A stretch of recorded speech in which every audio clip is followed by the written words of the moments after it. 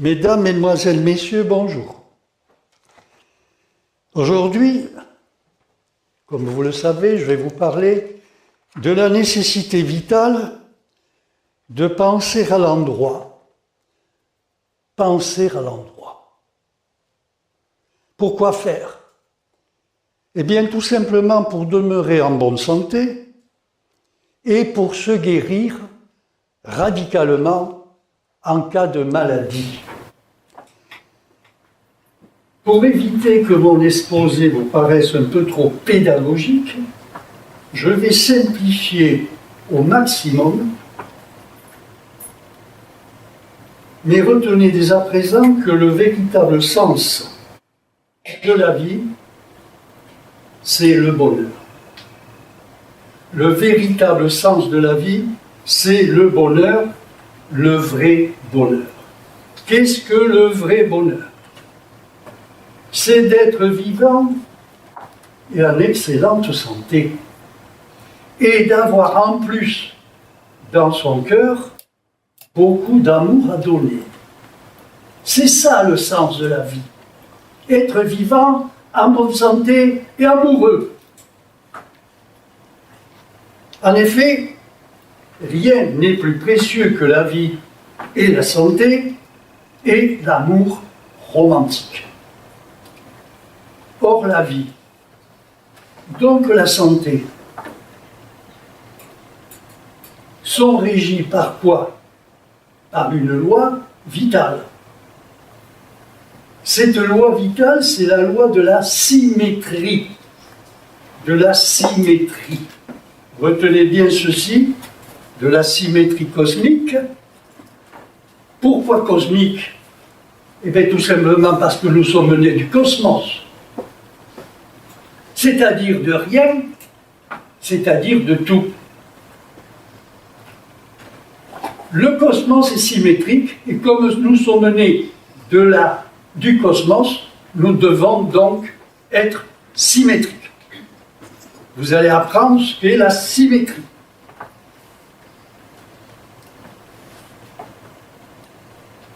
La loi vitale, c'est en vérité le code de la vie. En effet, il existe un code de la vie, comme il existe un code de la route. Enfreindre cette loi vitale, c'est-à-dire ce code de la vie, c'est altérer sa vie, sa santé. Cette loi vitale, je viens de vous le dire, est celle de la symétrie de l'activité mentale. Symétrie que l'on appelle positivité mentale. Symétrie qui peut être mise en évidence par le système des vases communicants. Si vous mettez une certaine quantité d'eau dans un des deux vases qui communiquent, vous aurez automatiquement le même niveau dans le second vase. C'est une loi naturelle. C'est une loi naturelle automatique. C'est la loi de la symétrie. 50-50. C'est un équilibre parfait. Et nous sommes faits pour penser parfaitement. Cette symétrie peut encore être mise en évidence par un rectangle à deux parties égales, ou bien encore par un cercle à deux parties égales. C'est de la symétrie. Ces trois croquis représentent la symétrie parfaite. Notre système de pensée, en fait, notre pensée holistique, fonctionne selon cette loi qui est la loi de la symétrie, loi du parfait équilibre. C'est la loi du juste milieu qui est en fait la loi de la neutralité des sentiments. La neutralité des sentiments. C'est la perfection. Ni haine, ni amour. Mais les deux sentiments au même degré de puissance. Ce qui fait la perfection. Ce qui fait la divinité. C'est ça Dieu. Dieu n'est ni haine ni amour.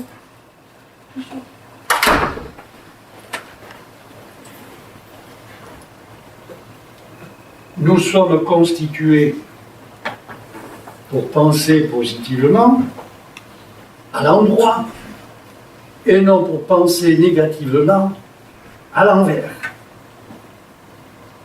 Penser à l'endroit, c'est penser positivement, et penser à l'envers, c'est penser négativement.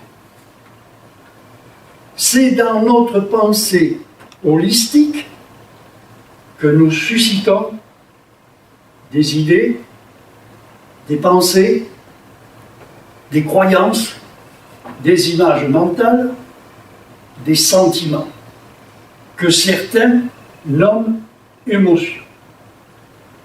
Notre système de pensée holistique est constitué de deux demi-piles. Deux demi-piles. D'une demi-pile qui est notre conscient et d'une demi-pile qui est notre subconscient. Ces deux demi-piles réunies sont identiques, mais inversement fonctionnelles, comme la main droite et la main gauche, ou comme mâle et femelle, par exemple. Ces deux demi-piles jumelées constituent le pensée holistique, qui est le pensée de tout être vivant.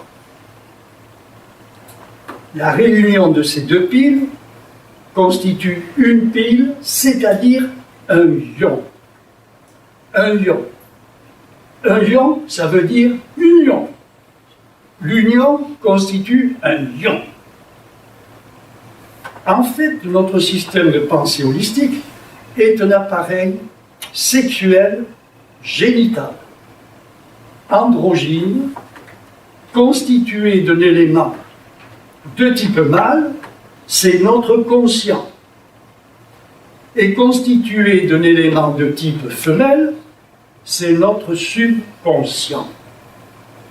Le système peut être symbolisé par un cercle, se présente ainsi. Observez bien ce croquis. Vous avez une force verticale et une force horizontale. La force verticale, c'est le conscient. La force horizontale, c'est le subconscient. Le conscient agit sur le subconscient qui réagit sur le conscient.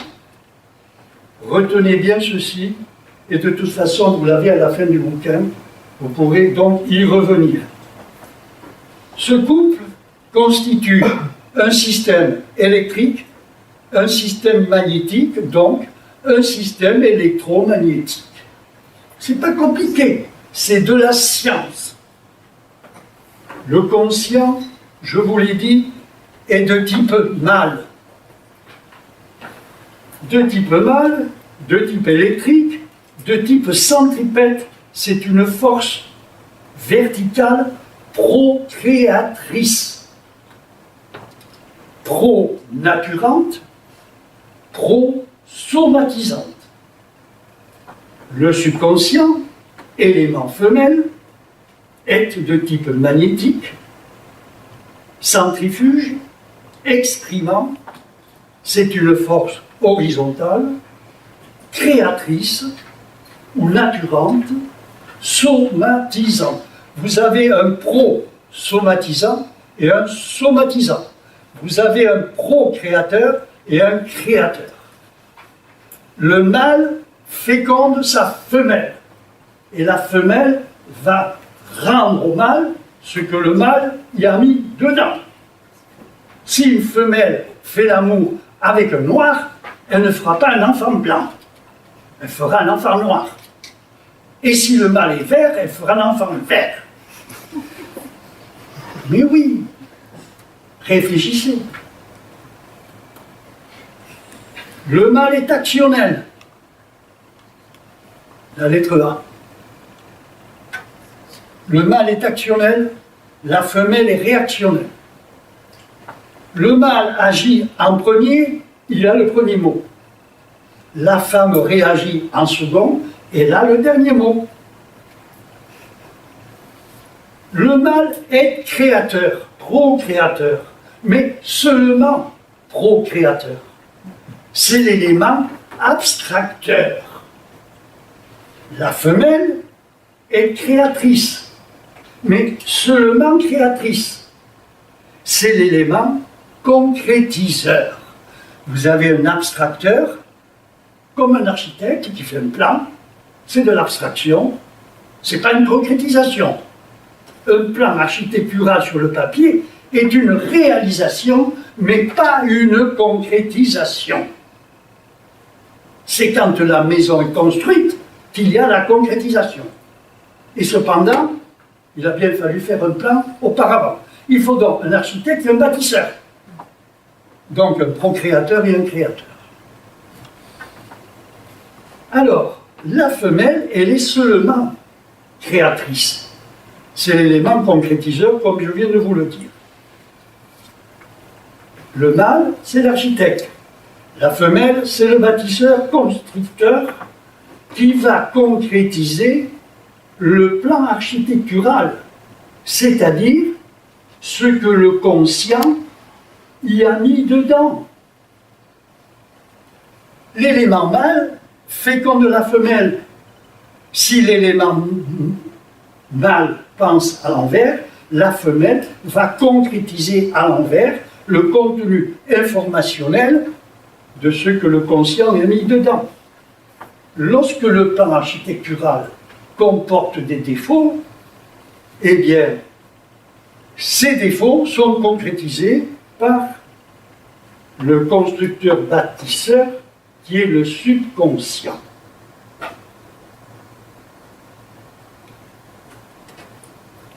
En effet, pour penser à l'endroit, conformément à la loi vitale de symétrie cosmique, qui est la loi vitale de pérennité. Car la finalité de la vie n'est pas la mort, comme on le croit bêtement. La finalité de la vie, c'est la vie. La vie qui se continue, la vie pérenne, la vie éternelle.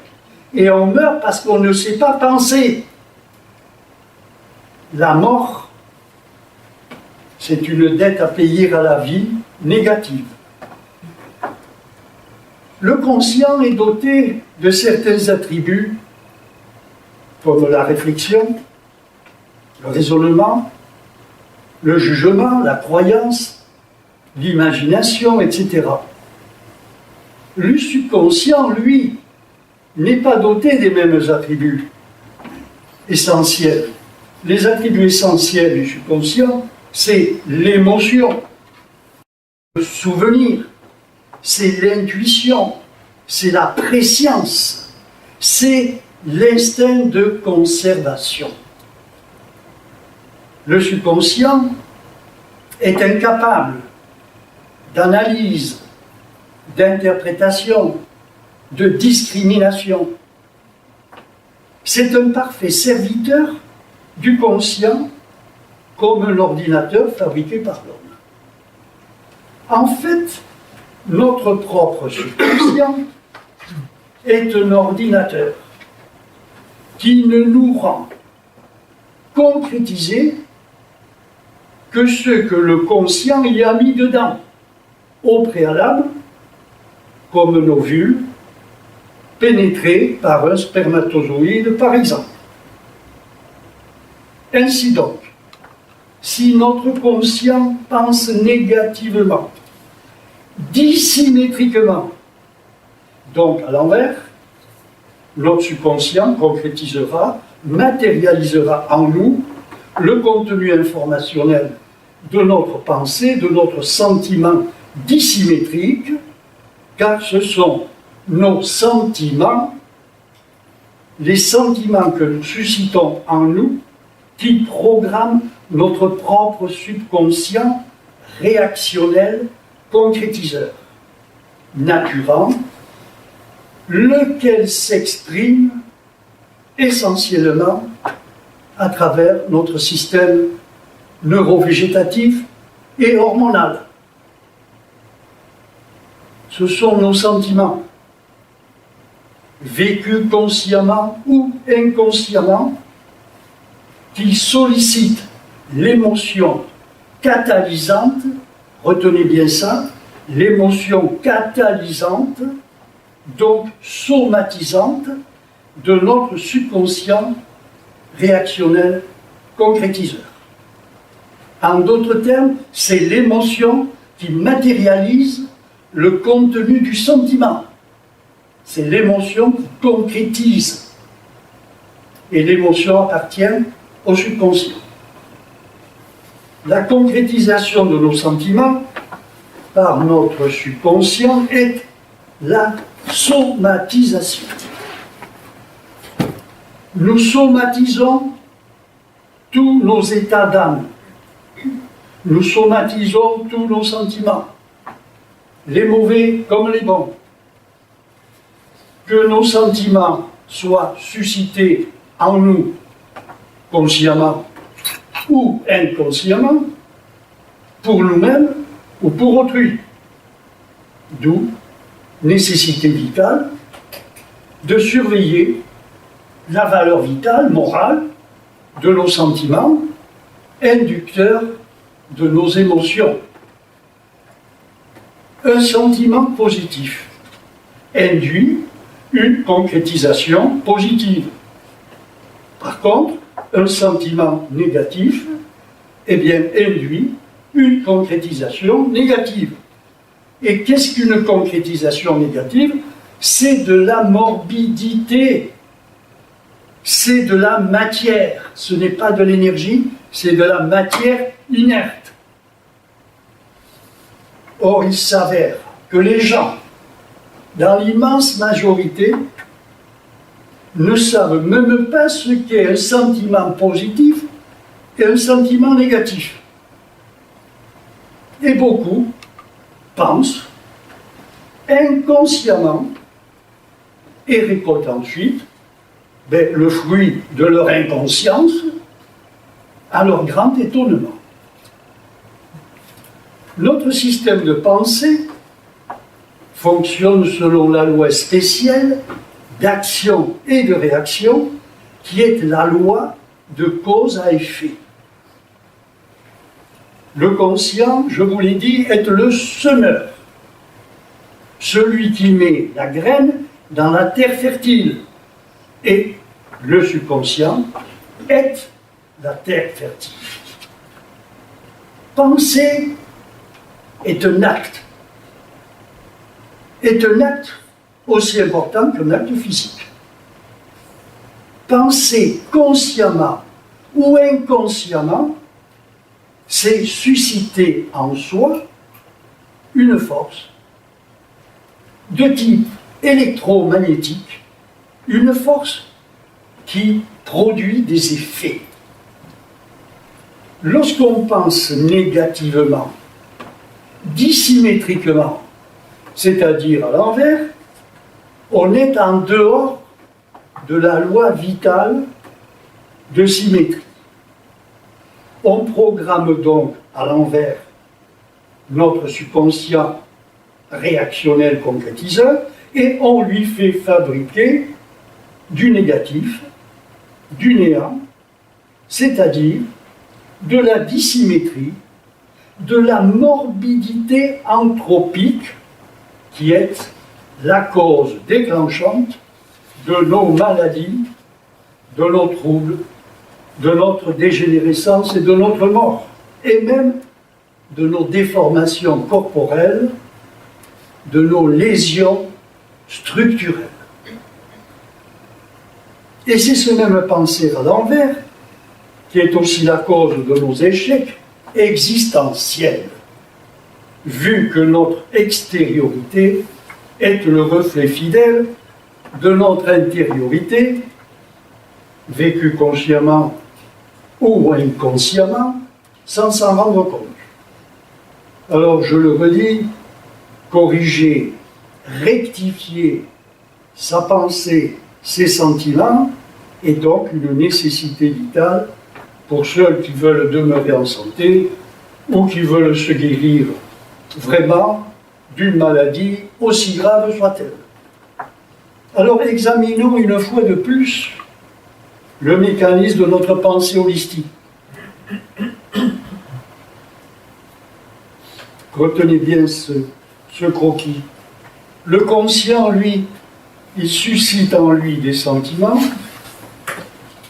Les sentiments sont des informations qui s'impriment dans son partenaire intime, le subconscient, lequel concrétise, comme je vous l'ai dit, les informations et les renvoie au conscient.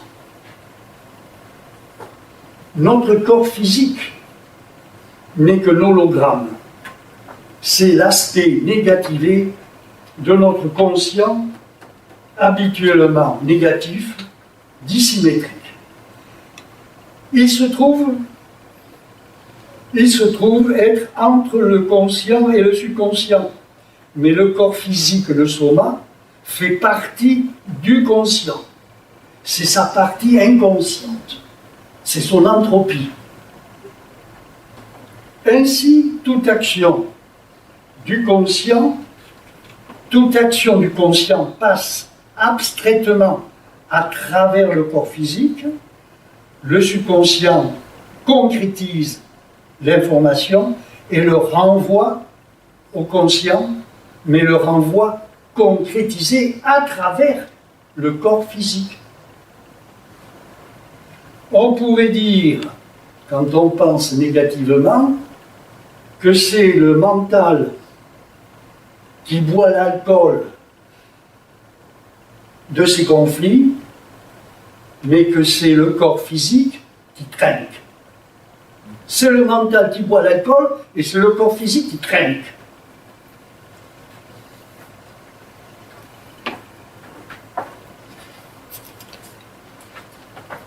Une action mentale va être somatisée et par conséquent, le contenu du conscient, vous le retrouverez dans le corps physique. Quand le conscient pense à l'envers, le corps physique se met à souffrir. Autrement dit, tout ce qui rentre par le vagin, abstraitement, ressort du vagin concrètement, c'est-à-dire matérialisé, comme quand on fait un enfant. Lorsque notre conscient pense à l'envers, négativement, il procrée du négatif, de la dissymétrie fonctionnelle, donc de la dévitalisation, et conséquemment de la morbidité anthropique, et c'est la dissymétrie fonctionnelle qui induit la dissymétrie structurelle. C'est ce que nous pensons qui crée en nous, dans nos tissus, ce que nos tissus hurlent quand ils souffrent. Nos lésions sont causées par le mental. Par contre, lorsque le conscient pense positivement, il procrée du positif. Il procrée de la symétrie fonctionnelle. Donc, de la symétrie structurelle. Il procrée quoi? Non pas de l'entropie, mais de la négantropie, c'est-à-dire de la vitalité, de la santé, de la jeunesse. La négantropie, c'est de l'énergie, l'entropie, c'est de la matière. Pensez à l'endroit, vitalise et revitalise, décrasse et épure. Penser à l'envers dévitalise, encrasse, intoxique. La dévitalisation affaiblit le rendement organique. Il y a moins de vitalité et nos organes, de ce fait, fonctionnent au ralenti et il y a accumulation de déchets organiques, toxiques, et ce sont ces déchets qui sont la morbidité anthropique, cause de nos maladies non accidentelles. Autrement dit, l'entropie résulte de la morbidité. L'entropie, c'est le désordre, causé par la morbidité, par la crasse, par les produits toxiques. L'entropie résulte de la morbidité, ça résulte également de la dévitalisation,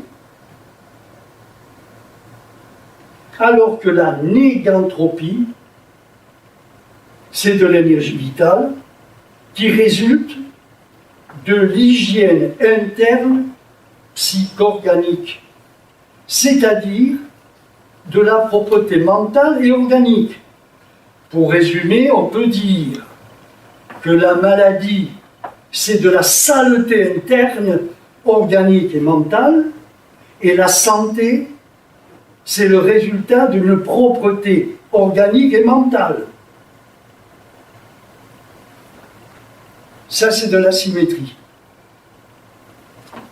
qui nous vitalise, qui nous dynamise. La dissymétrie, bien la voilà. Ou bien vous penchez à gauche ou vous penchez à droite, mais vous n'êtes jamais dans le juste milieu. Et c'est justement cette dissymétrie qui augmente, en augmentant la négativité mentale, vous ne faites qu'augmenter la morbidité. Vous vous rendez compte, on était à 50-50, on est passé de 50 à 49, de 50 à 48, de 50 à 47, de 50 à 46. Et vous voyez au milieu là, c'est de la morbidité, c'est-à-dire de la pathologie. Et quand on arrive à 46 degrés, à 46% de positivité mentale, on disjoncte et c'est la mort. 50-50, vous êtes en parfaite santé. Vous perdez de la vitalité parce que vous allez acquérir de la morbidité. Plus on acquiert de morbidité, et plus on perd de vitalité.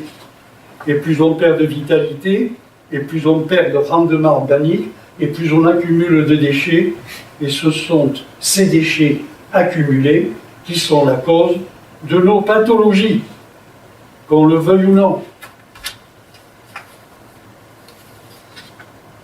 Alors retenez bien que tout sentiment négatif est une dissymétrie mentale, une dissymétrie fonctionnelle qui programme à l'envers notre propre subconscient et qui lui fait fabriquer de la dissymétrie structurelle, se traduisant par diverses maladies lésionnelles. Cette dissymétrie structurelle peut aller jusqu'à la dissymétrie tératogène, susceptible de déterminer des malformations, voire même des anomalies chromosomiques, comme dans le syndrome de Turner. Le syndrome de Turner, qu'est-ce que c'est? Eh bien, c'est tout simplement du nanisme féminin, avec des malformations du thorax, des membres, des organes, de la débilité mentale. Donc, notre dissymétrie fonctionnelle peut aller jusqu'à créer de la tératologie, c'est-à-dire de la monstruosité. Ça peut également aller jusqu'à nous faire fabriquer des anomalies génétiques. Cette dissymétrie structurelle peut également induire une dégénérescence organique, comme dans la maladie d'Alzheimer, comme la maladie de Parkinson par exemple. Alors, je le redis, la loi vitale est la loi du juste milieu, la loi de la neutralité des sentiments, ni haine ni amour, c'est la loi du parfait équilibre entre les deux sentiments, haine et amour, qui fait la magie de la vie, parce que la vie est magique. Le juste milieu, c'est quoi? C'est la simplicité, c'est la clé de la vie, c'est de la conscience psychologique parfaite, absolue. Actuellement, l'être humain, être imparfait, fait des erreurs. Et on dit l'erreur est humaine. Mais oui, l'erreur est humaine parce que nous n'avons pas toute notre tête. C'est-à-dire que nous sommes psychologiquement amputés par l'entropie qui est notre corps physique. Ce que l'on enlève en B, ce que l'on ajoute en A, on l'enlève en B. Ce que vous ajoutez en A, vous l'enlevez en B. Ce qui veut dire que l'être humain est constitué pour être à la fois égoïste et altruiste. Mais l'être humain n'est pas égoïste, car il faut s'aimer. Il faut s'aimer pour pouvoir aimer les autres. Il faut être capable de s'aimer soi-même. Donc, le fait de s'aimer, c'est de l'égoïsme. Mais il n'est pas interdit d'être égoïste, il est interdit d'être hyper-égoïste. Et l'hyper-égoïste, c'est justement ceci. En noir. Et ce que vous avez ajouté là-bas, vous l'avez enlevé ici. Et là, vous êtes en hypo-altruisme. Hyper-égoïsme, hypo-altruisme. Vous êtes en déséquilibre. C'est l'hyper-égoïsme qui fait l'hypo-altruisme. C'est l'excès de haine qui fait le manque d'amour. Il faut comprendre que les deux sentiments sont là pour s'équilibrer et nous maintenir en équilibre parfait. Donc, il ne s'agit pas pour nous d'éliminer la haine. Non. Il faut ramener la haine à son juste niveau. C'est donc alors l'hyper-égoïsme, c'est négatif, mais l'hyper-altruisme est aussi négatif. Il y a des gens qui ramènent tout à eux, qui sont égocentriques, et d'autres qui se donnent entièrement et s'oublient. Dans les deux cas, c'est négatif. L'équilibre fonctionnel est dans le juste milieu, c'est-à-dire dans la neutralité des sentiments, dans la symétrie fonctionnelle des sentiments qui fait la symétrie structurelle. Donc, la santé, la beauté, la vie éternelle, donc le succès. Penser négativement, voilà comment on devrait être, et voilà comment on est tous les jours, à longueur de jour et de nuit. On est en dissymétrie. Et après, on s'étonne d'être malade, de ne pas réussir dans la vie. Forcément, on est en dehors de la vie. La vie est au centre. Le soleil est au centre. Le soleil n'est ni là-bas, ni ici. C'est ça qu'il faut comprendre. Nous devons rester dans l'intelligence. Et l'intelligence, c'est d'être symétrique. D'avoir autant d'amour que de haine, et autant de haine que d'amour. C'est de la science, ça, madame. Monsieur, c'est de la science. C'est de la démonstration scientifique. Ça, c'est le déséquilibre, et c'est la pathologie, et c'est les échecs existentiels. Donc, penser négativement, comprenez-le, c'est faire fabriquer par notre subconscient, réactionnel concrétiseur, eh bien, l'entropie mentale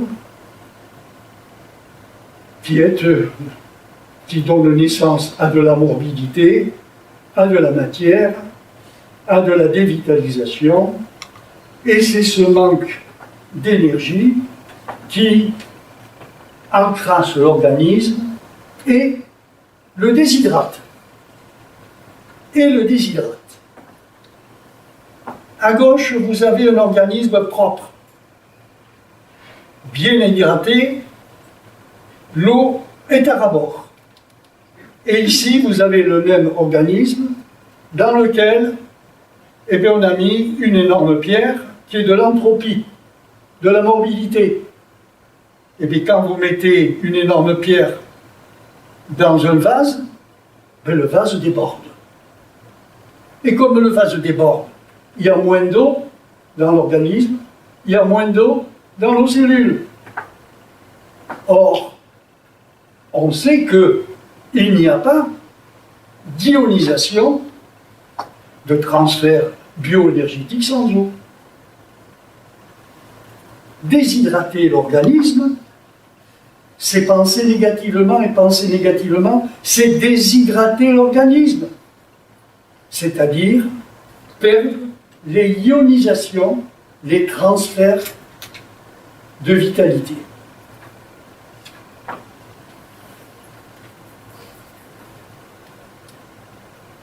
Quand nous perdons l'eau organique, que se passe-t-il?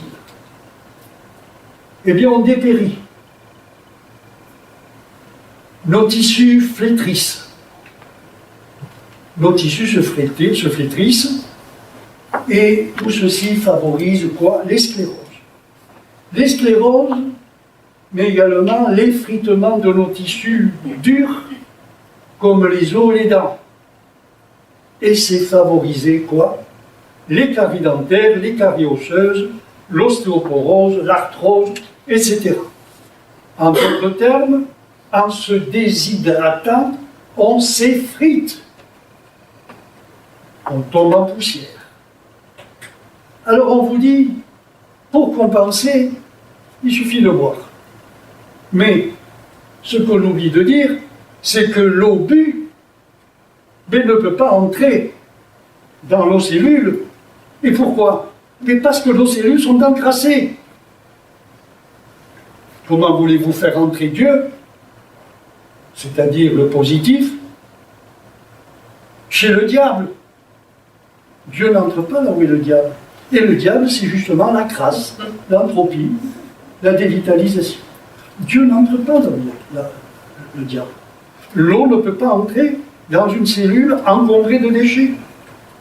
Alors, le fait de boire et de boire, eh bien, on surmène inutilement le cœur et les reins, tout en augmentant les stases, c'est-à-dire chez les insuffisants hépato-rénaux, vous allez avoir des œdèmes, de la cellulite, de l'obésité spongieuse, de l'acide, des troubles circulatoires notamment.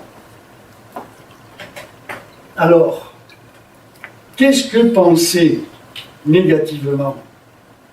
C'est susciter dans notre mental des sentiments d'orgueil, d'arrogance, d'égoïsme, enfin d'hyper-égoïsme, des sentiments de haine. Quand je dis haine, excès de haine, de colère, d'intolérance, des ressentiments, des rancœurs, de la jalousie, bref, toute la moustaille que les êtres humains brassent du matin au soir et du soir au matin.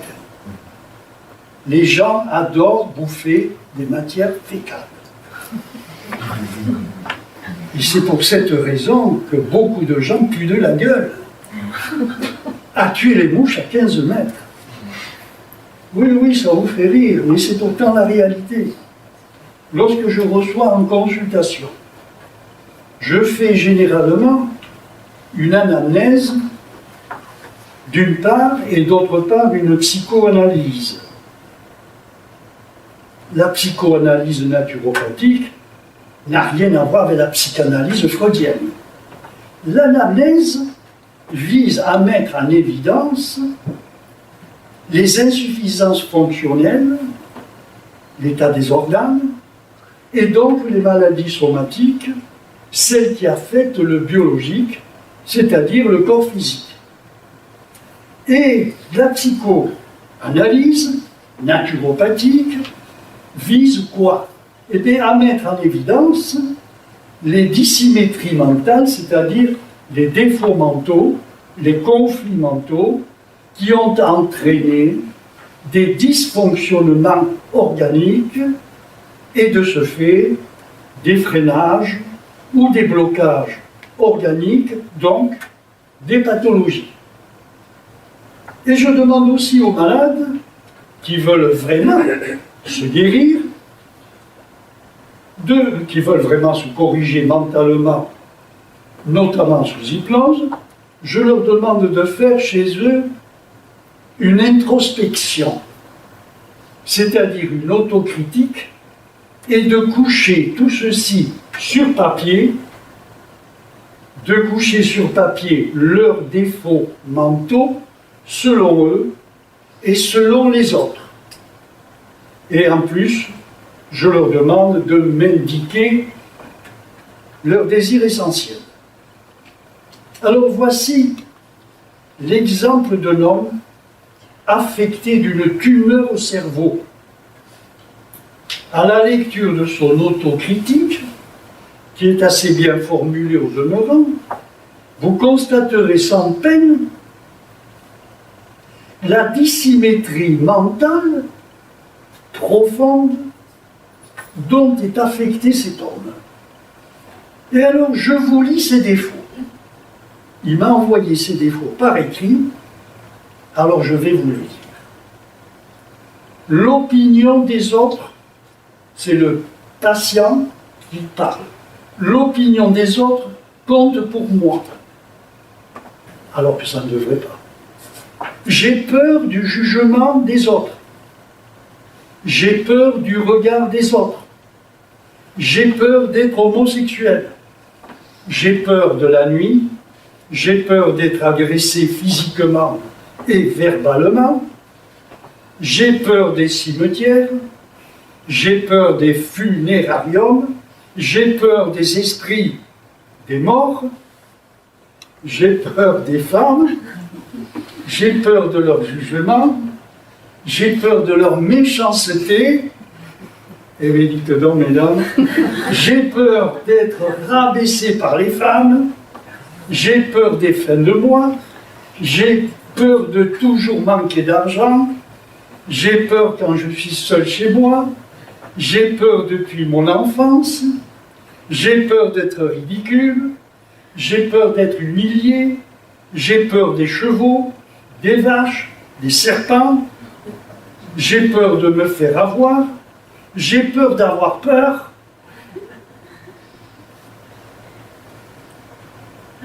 Je suis de mauvaise foi. Je suis jaloux. Je suis susceptible. Je suis rancunier. Je suis maniaque. Je suis agressif. Je suis mal à l'aise avec les gens en public. Je suis nul à l'orthographe. Je suis instable. Je suis méfiant. Je suis dur avec moi-même. Je suis influençable. Je suis bonne poire. Je me culpabilise. Je me justifie tout le temps. Je ne mesure pas mes propos. Je manque de tact. Je ne réfléchis pas avant de parler. Je manque de discernement. J'ai des tics et des tocs, c'est-à-dire des troubles obsessionnels compulsifs. J'ai tendance à imposer mes idées. J'ai tendance à vouloir avoir toujours raison. Je parle trop. Je raconte ma vie. Je ne sais pas m'arrêter. J'aime montrer aux autres le bien. Je fais constamment des sous-entendus. Je change souvent d'avis. Je radote. Je suis parano. Je vous jure qu'il m'a envoyé ce dossier. Je suis gourmand. Je suis boulimique. Je suis addict au café, au chocolat, au sucre. je mets beaucoup de temps à faire quelque chose, je n'ai pas de logique, je comprends souvent les choses de travers, je ne prends pas assez soin de moi, je vis dans mon monde, ça mouline là-haut, hein. Je manque de confiance en moi, je ne suis jamais content, je me sous-estime, je me bloque pour tout apprentissage de nouvelles choses, je suis dépassé, fin de citation. Ouf. Eh bien, dites donc, avec un tel conflit mental, avec une telle négativité mentale, il n'est pas étonnant que cet homme soit affecté d'une tumeur au cerveau. Alors, cette tumeur au cerveau, qui est en fait une tumeur cérébrale, est en général un œdème de guérison, visant à réparer les neurones lésés, car avec un tel bazar, les neurones sont cisaillés. Alors, la tumeur au cerveau est un œdème de guérison. Un œdème de guérison, ça veut dire quoi? Ça veut dire que l'organisme, pour réparer les lésions des neurones, court-circuités par tout ce conflit mental, l'organisme va amener du sang et de la lymphe, ce qui va provoquer une enflure, et cette enflure est appelée tumeur. Mais une tumeur n'est pas forcément maligne. Là, en l'occurrence, c'est une tumeur bénigne qui est un œdème de guérison. Je vous dis ceci parce que tout à l'heure, je vais parler des tumeurs et vous verrez que ce n'est pas du tout la même chose. Alors, je viens de vous dire qu'il n'est pas étonnant que cet homme soit affecté d'une tumeur au cerveau. Plus on a de défauts mentaux, et plus on est fonctionnellement dissymétrique, morbidopathogène, dévitalisé, dans l'échec existentiel, comme le monsieur que je viens de vous citer, les défauts mentaux, qui était sur le plan de l'échec existentiel, vraiment au roi des pâquerettes, il était complètement HS, hors service, dans la misère noire. C'est pas étonnant. Alors, et plus on est dévitalisé, qu'est-ce qui en résulte? Eh bien, plus on est dévitalisé, et plus on digère mal, plus on assimile mal, plus on élimine mal, et plus on accumule de déchets organiques toxiques qui sont la cause déclenchante de nos maladies non accidentelles. Alors maintenant, je vais vous parler de la tumeur. Qu'est-ce qu'une tumeur en dehors d'un œdème de guérison? Eh bien, une tumeur, c'est tout simplement une poubelle dans laquelle nous déversons tous les poisons que l'on a accumulés en soi par suite de la fermeture de nos émonctoires naturels. Fermeture causée par quoi? Eh bien, tout simplement par une hypersympathicotonie, que certains diront stress, par une hypertension neuromusculaire, par manque de lâcher prise, par manque de vagotonie, en fait par manque d'hygiène psychorganique. Ces déchets toxiques peuvent même s'enquister sous forme non seulement de tumeurs, mais également de sclérose, de maladies neurodégénératives, de maladies osseuses, etc. Pourquoi? Comment? Eh bien, tout simplement par suite d'un manque de force vitale intrinsèque, réactionnelle, autodéfensive, force vitale, fournie par notre subconscient, force vitale dilapidée par nos sentiments négatifs, donc par nos défauts mentaux dissymétriques. Alors, dans l'organisme, vous devez savoir qu'il y a deux types de force vitale. Il y a une force vitale intrinsèque, innée, une force vitale extrinsèque, acquise. La force vitale intrinsèque innée est d'origine subconscientielle.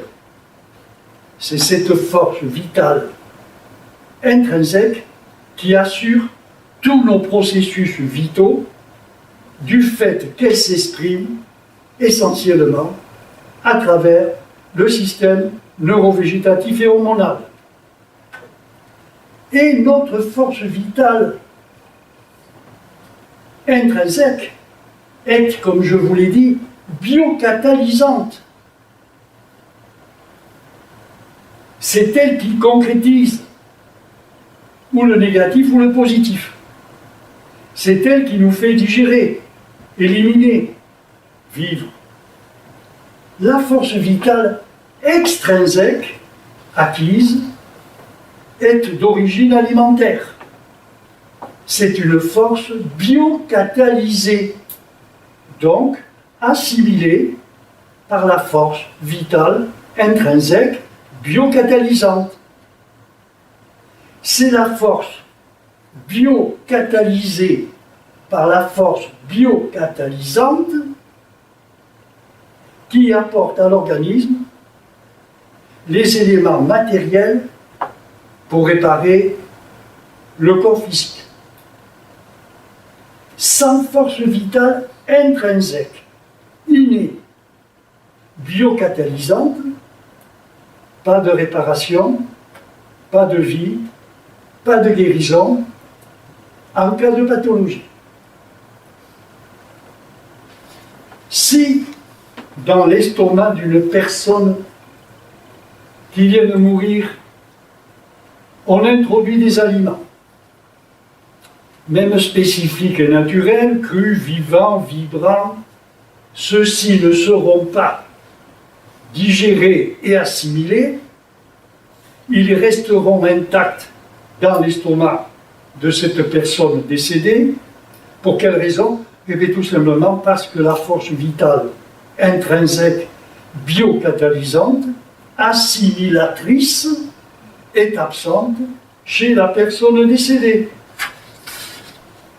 Toute réparation, toute régénération, toute vraie guérison est toujours effectuée par la force vitale intrinsèque, innée, de symétrie cosmique, qui est homéostasique. En vérité, il n'existe que des autoguérisons lorsqu'elles se produisent vraiment, naturellement, sans médicaments. Les substances externes à nous, les substances externes à la force de vie, n'ont aucun pouvoir guérisseur. Vous pouvez prendre tous les aliments que vous voulez, les meilleurs, les compléments nutritionnels, etc., les plantes, ça ne guérit rien ni personne. À preuve, aucune pommade, aussi bien formulée soit-elle, avec les meilleures substances du monde, ne peut pas cicatriser les plaies faites à des cadavres. Ce qui prouve bien que la force de guérison, la force de réparation, la force de régénération est dans l'être vivant, non en dehors de l'être vivant, non en dehors de la force vitale. Il est donc impossible d'obtenir une bonne santé en ne corrigeant que le régime alimentaire ou que le mode existentiel. Si on ne corrige pas en même temps l'attitude mentale habituellement conflictuelle, habituellement négative, dissymétrique, donc éthio-morbido-pathogène.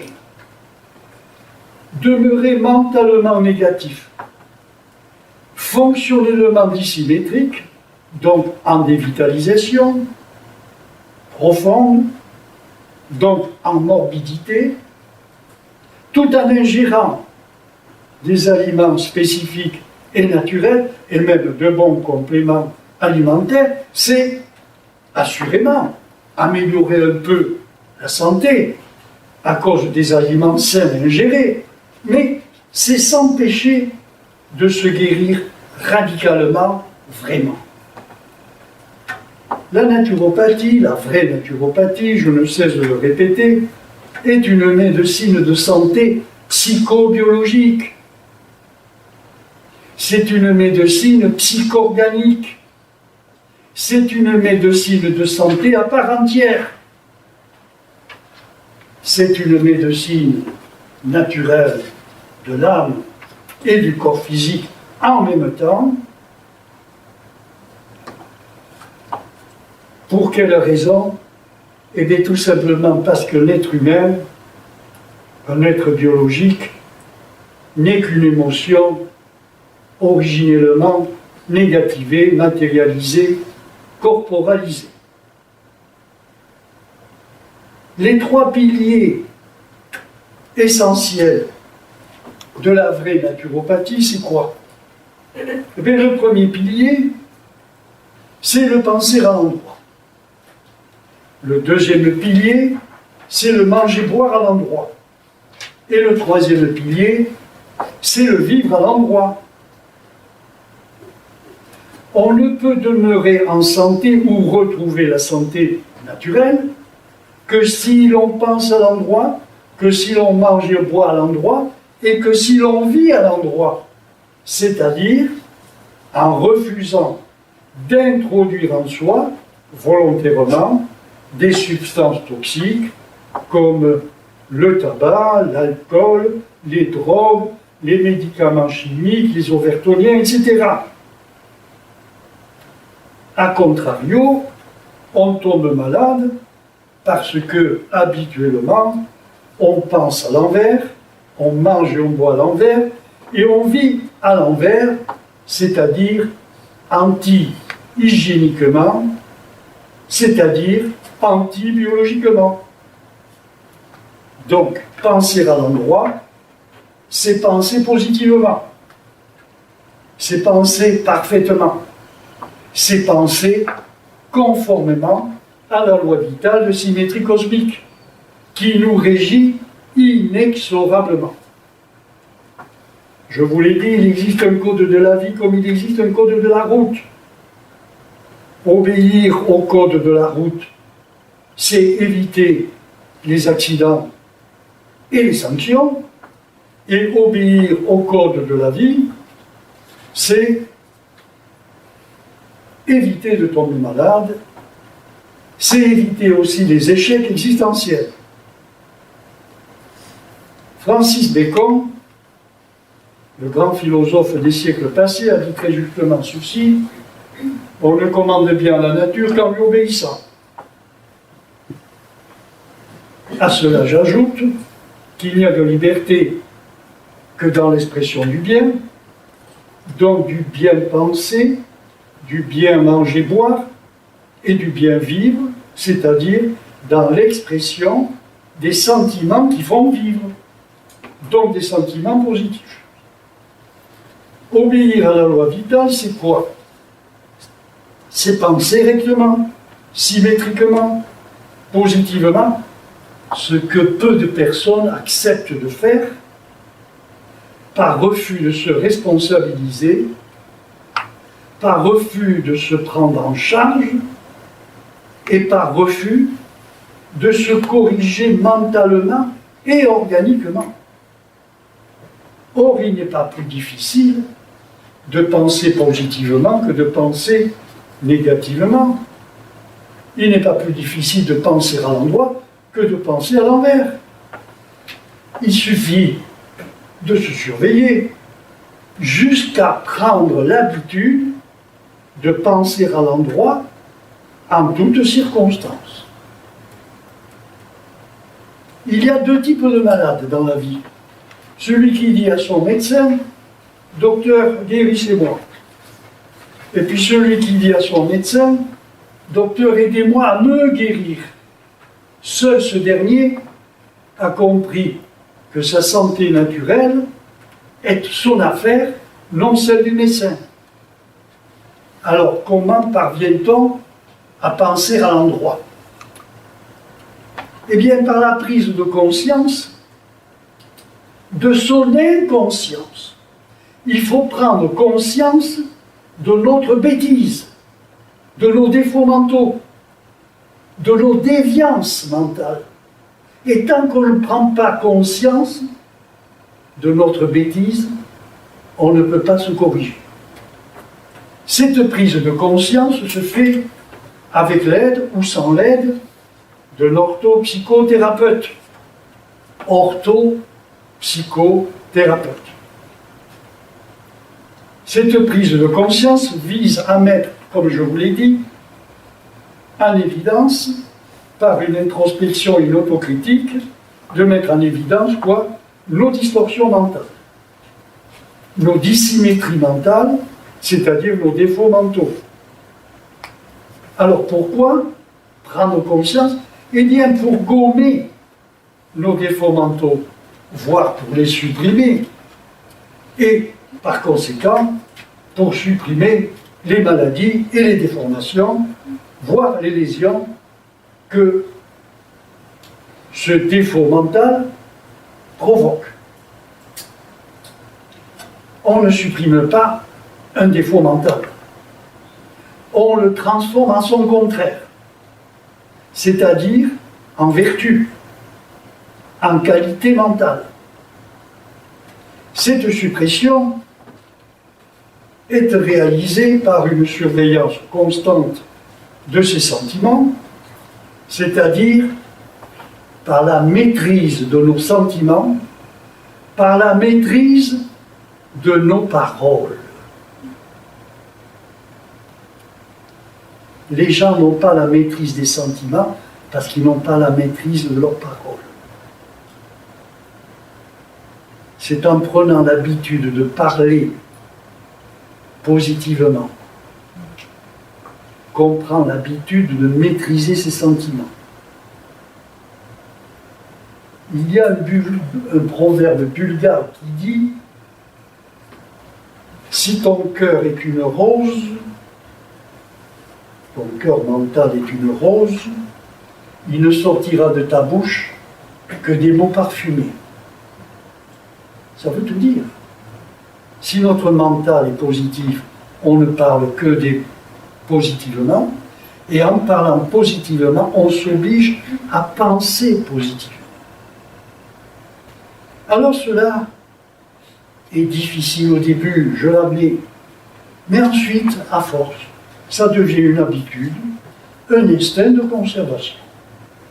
À tel point que les gens négatifs ne supportent plus d'être en présence de gens négatifs. Et comme je dis toujours, il vaut mieux être seul que d'être mal accompagné. Et c'est pourtant vrai. Dès que vous êtes au milieu d'une assemblée de gens négatifs, tout le monde vous tire vers le bas. Il n'y en a pas un pour vous tirer vers le haut. Alors lorsqu'on n'est pas capable de s'auto-gouverner, d'obéir par soi-même au code de la vie, c'est-à-dire à la loi vitale, eh bien il faut se faire aider par un orthopsychothérapeute compétent qui nous traitera sous hypnose. Alors, qu'est-ce que l'hypnose? En fait, l'hypnose est l'art et la science, comme vient de dire madame, de se mettre en vagotonie, en lâcher prise. C'est l'art de mettre son conscient en roue libre, en ouverture, en capacité d'accepter des idées nouvelles, ce que les gens, en règle générale, ne font pas. Ils n'entendent que leurs idées, ils n'entendent pas, ou plus exactement, ils entendent, mais ils n'écoutent pas les idées d'autrui. Ils entendent leurs propres idées. Ils sont hypnotisés par leurs propres idées. Et comme les gens sont hypnotisés par leurs propres idées, ils ne peuvent pas être hypnotisés pour des idées nouvelles. L'hypnose, c'est l'art et la science de faire dormir le corps physique, pendant que le conscient s'éveille à sa propre conscience, à son royaume intérieur, à sa propre vie. L'hypnose est l'art et la science de vivre émotionnellement un événement. L'hypnose, c'est l'art de vivre émotionnellement un événement. Vous traversez la rue avec un enfant. L'enfant lâche la main, traverse la rue, se fait écraser. Vous avez un choc, vous êtes en état d'hypnose. Parce que vous vivez émotionnellement la mort de l'enfant. Vous venez de vivre émotionnellement, et au moment où vous vivez émotionnellement, vous êtes en état d'hypnose. L'hypnose, ce n'est pas dormir, c'est être hyper éveillé. C'est l'art d'oublier le corps physique pour n'être plus qu'une pensée. Voilà ce qu'est l'hypnose. C'est l'art de s'identifier à un événement, comme un bon comédien s'identifie au personnage qu'il incarne. Sous l'effet de cette identification, qui est en fait une auto-intro-suggestion, auto-hypnotique. Voilà pourquoi je vous disais que c'était coriace.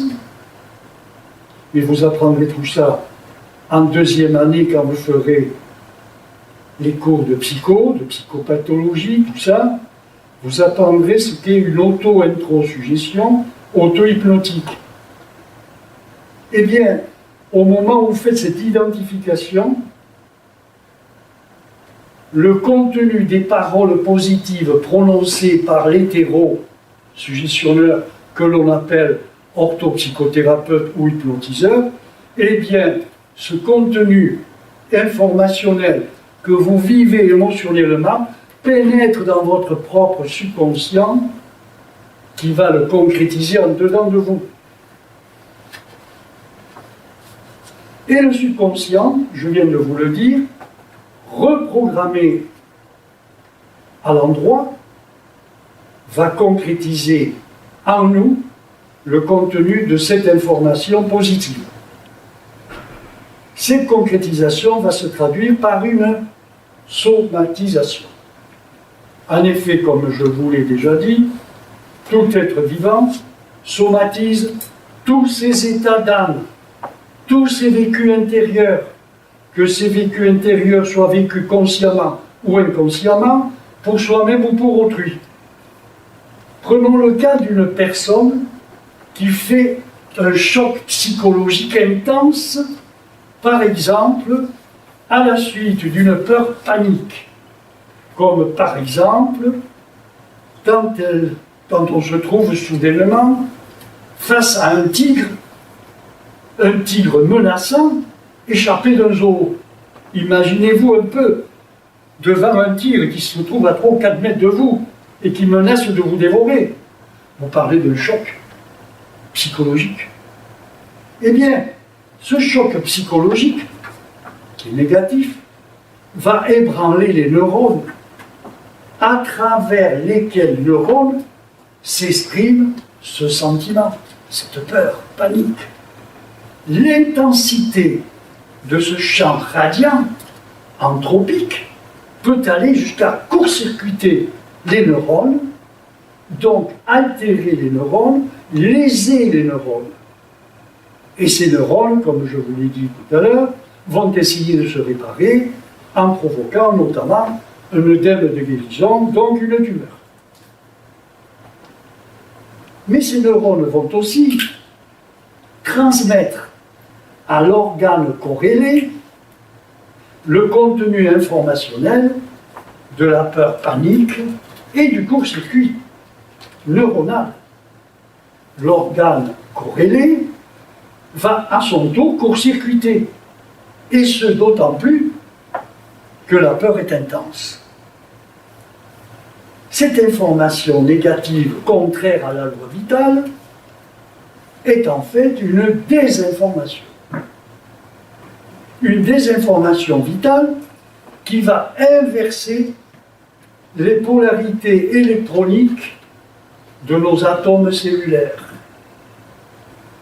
et donc va faire tourner à l'envers le moteur de la vie des cellules constituant l'organe en question. Vous avez la pensée informationnelle qui va percuter le neurone étant corrélé, supposons, à l'estomac. Que va-t-il se passer? Le choc mental va transmettre à l'organe le contenu de la panique. Le choc va donc affecter l'estomac et, dans le meilleur des cas, nous allons avoir une inflammation de l'estomac ou bien un ulcère de l'estomac. Mais dans le pire des cas, nous aurons un cancer de l'estomac. Alors pourquoi ces variations? Eh bien, ça dépend de quoi? Ça dépend tout simplement de l'intensité du sentiment négatif, d'une part, du degré de dévitalisation du terrain organique. Ça dépend également des carences nutritionnelles. Ça dépend des surcharges toxiques de l'organisme, du terrain organique, à travers lequel terrain organique s'exprime ce choc mental. Quelqu'un ne fera qu'une inflammation, un autre un ulcère et un autre un cancer. Tout dépend de l'intensité du choc et de la réactivité de l'organique. Si la personne est dévitalisée et encrassée, elle fera un cancer. Alors, qu'est-ce qui se passe au sein de nos atomes sous l'effet d'un choc psychologique intense, négatif? Eh bien, il va y avoir une inversion des polarités. Une inversion des polarités atomiques qui vont se traduire par une inversion des fonctions organiques. Dans les cas d'extrême intensité mentale, d'un choc psychologique paroxystique, il y a un court-circuit et un désalignement des atomes. Un désalignement des atomes. Les atomes sont alignés comme les soldats qui sont en garde à vous. Et quand il y a un désalignement, ça veut dire que tous sont tombés les uns sur les autres, et ça a provoqué de l'entropie, c'est-à-dire du désordre. Et conséquemment, qu'est-ce qu'il en résulte? Une démagnétisation du soma. Le mental est électrique, le soma est magnétique. Et sous l'effet d'un choc psychologique intense, on se démagnétise. Et qu'est-ce qui tient la structure organique? Ce sont les éléments magnétiques. Et si vous enlevez le magnétisme, eh bien on tombe en poussière. On s'effrite, on s'écroule. On se rouille. Alors, le désalignement, l'inversion, comment ça se passe? Eh bien, il faut comprendre qu'un atome est constitué d'électrons nucléaires que l'on appelle les protons. Les électrons nucléaires qui sont au centre, ce sont les protons. Mais ce sont des électrons nucléaires. Des électrons. Et puis autour, vous avez des électrons qu'on appelle les électrons négatifs. Alors, qu'est-ce qui se passe? Eh bien, il se passe la chose suivante. C'est que les électrons qui tournent autour des protons sont des éléments électriques de type mâle. Et les protons sont des éléments de type magnétique. Donc nous avons des électriques qui tournent autour du magnétique. Alors, sous l'effet d'un choc psychologique intense, il y a une inversion des polarités. Les éléments mâles tendent à devenir des femelles, les éléments électriques tendent à devenir magnétiques, les éléments magnétiques, les protons tendent à devenir électriques, c'est-à-dire que les femelles tendent à devenir des mâles. Alors, on comprend que s'il y a une inversion des polarités sous l'effet d'un choc psychologique intense, il y aura une inversion des fonctions, et au lieu de tourner à l'endroit, nos cellules vont se mettre à tourner à l'envers. C'est pas compliqué. Alors, les cellules normales, qui sont faites pour tourner à l'endroit, sont des cellules qui fonctionnent à l'oxygène. Et quand la cellule se met à tourner à l'envers, elle n'a plus besoin d'oxygène. C'est le cas des cellules cancéreuses. On dit alors qu'il y a cancérose, c'est-à-dire anarchie cellulaire. Eh bien, en vérité, tout ça, c'est faux. Il n'y a pas anarchie cellulaire, mais un ordre cellulaire nouveau dans un désordre cellulaire ancien.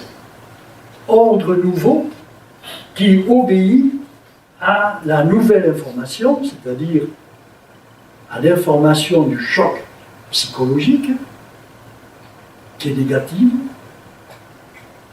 et le subconscient va se mettre à fabriquer, à faire tourner le moteur à l'envers, et on va obtenir une inversion des polarités. Voilà un homme normal dont le mental est électrique et le soma est magnétique.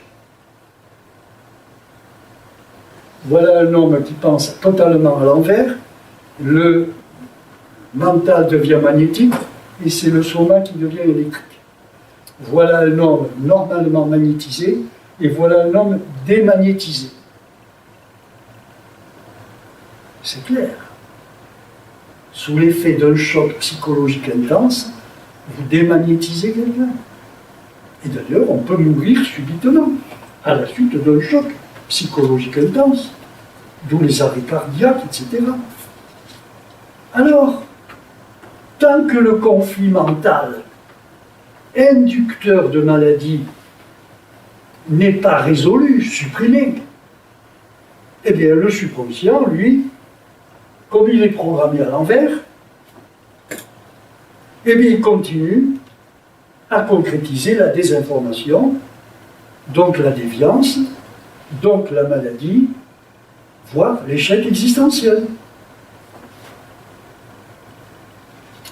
Je vous ai dit que sous hypnose, surtout si elle est profonde, on peut repositiver le conscient, le mental, et conséquemment reprogrammer à l'endroit le subconscient, donc éliminer la pathologie à condition que le malade lâche prise, à condition qu'il entre en auto-introsuggestion auto-hypnotique, à condition qu'il ne reste pas attaché, enchaîné à la cause mentale de sa maladie, à condition qu'il ne soit pas hypnotisé par ses propres croyances fausses, à condition qu'il ne soit pas hypnotisé par sa bêtise.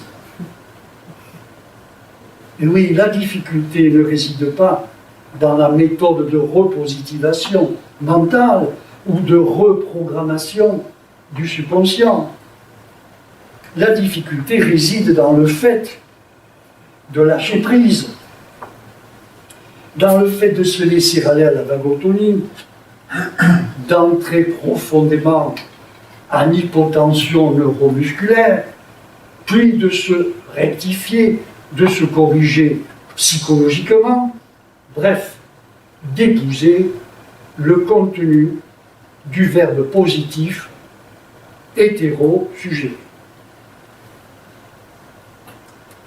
L'hypnose n'existe pas en vérité. En vérité, il n'y a que des états auto-hypnotiques. C'est la personne qui s'auto-hypnotise en acceptant et en vivant émotionnellement le contenu informationnel de l'hétéro-suggestion, le contenu des mots positifs, des phrases positives prononcées par l'orthopsychothérapeute. Il n'y a pas non plus d'hétéro-guérison. Une hétéro-guérison, c'est une guérison censée être provoquée par des éléments externes à nous. Ça n'existe pas. Un orthopsychothérapeute ne guérit personne. Il n'existe que des auto-intro-suggestions auto-hypnotiques effectuées par le malade lui-même.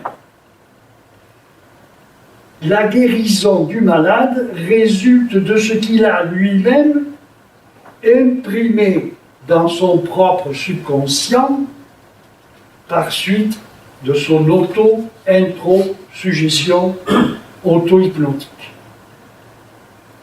Alors, pour être vraiment efficace, l'orthopsychothérapie appliquée sous hypnose doit toujours être étayée par une correction de l'alimentation, par une correction du mode existentiel du malade, à savoir suppression de tous les poisons et autres substances toxiques qui altèrent les liquides humoro-physiologiques, c'est-à-dire le sang, la lymphe notamment, dont va vous parler tout à l'heure M. Lefebvre, et qui altèrent également évidemment nos neurones. Alors ces poisons sont l'alcool, le tabac, les médicaments, les drogues, les overtoniens, etc. Alors une personne malade qui veut vraiment se guérir ne peut pas avoir en même temps une chose et son contraire, c'est-à-dire le beurre et l'argent du beurre. Elle doit faire un choix. Elle ne peut pas produire en elle la guérison ou le succès tant qu'elle pense négativement à l'envers. Elle doit se débarrasser du diable, c'est-à-dire de ses sentiments négatifs, éthio-morbido-pathogènes. Pourquoi? Comme je vous l'ai dit, parce que Dieu n'entre pas là où est le diable. Alors c'est quoi Dieu? Eh bien, c'est tout simplement la pensée positive, la pensée symétrique. Et c'est quoi le diable? Eh bien, c'est tout simplement la pensée négative dissymétrique. On ne peut pas mettre une idée positive là où règne en maître une idée négative.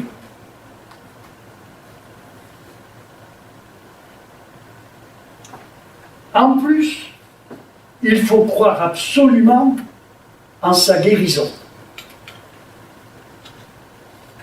Il faut croire en sa guérison sans le moindre doute.